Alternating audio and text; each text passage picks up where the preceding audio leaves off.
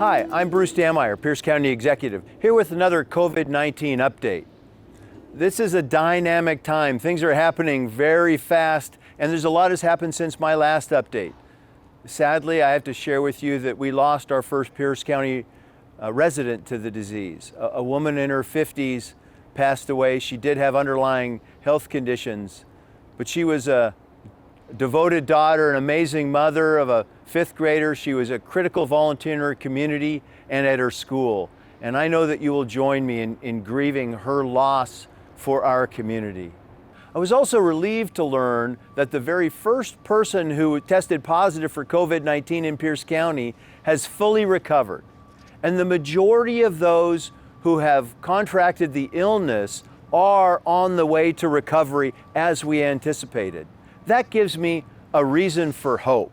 And I get the opportunity to see amazing things that Pierce County people are doing in support of battling this outbreak. And I want to share one of those with you now.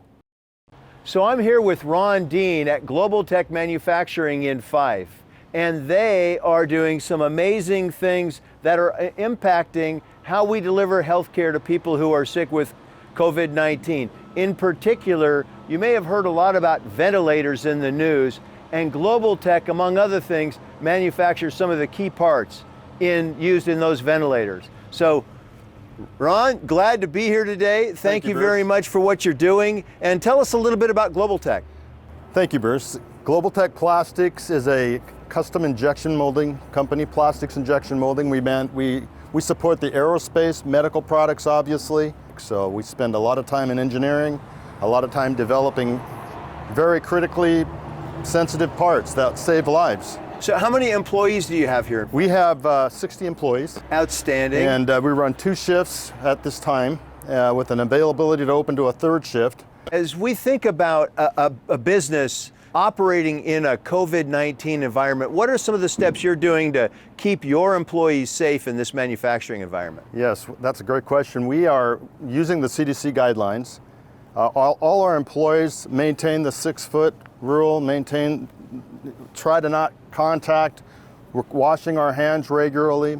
We have our safety committee is literally taking twice a day and doing a complete wipe down of all the interior offices as well as the machinery to keep our employees safe. And we're watching our employees very closely.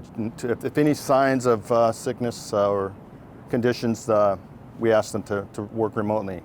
Great. So is there anything else that people of Pierce County, I know they're going to be really proud to learn about what your company is doing to support our nation in this critical time. Is there anything we should know? Yes. We actually have been working ventilator projects we started with the Seattle Children's Hospital way back in the middle of about 2005, and we were instrumental in the design and development of that project. That's a ventilator for infants, critical care infants. And then about 4 years ago, we started development with a company out of Bothell, where they developed a ventilator. And recently in the news, they've been showcased. We make 7 to 9 components in that particular product. We're very proud of supporting that. We feel like we're on a mission critical path right now in this phase. No, absolutely. That manufacturing support for those ventilators has got to be absolutely critical for our company right now. And one of the things that, if there's anything good that comes out of COVID-19, is I get to see some amazing things and the way that our community is responding and supporting each other in this. And learning about Global Tech and the role that you have played in ventilators is really key to that. So thank you very much, Ron. Thank you.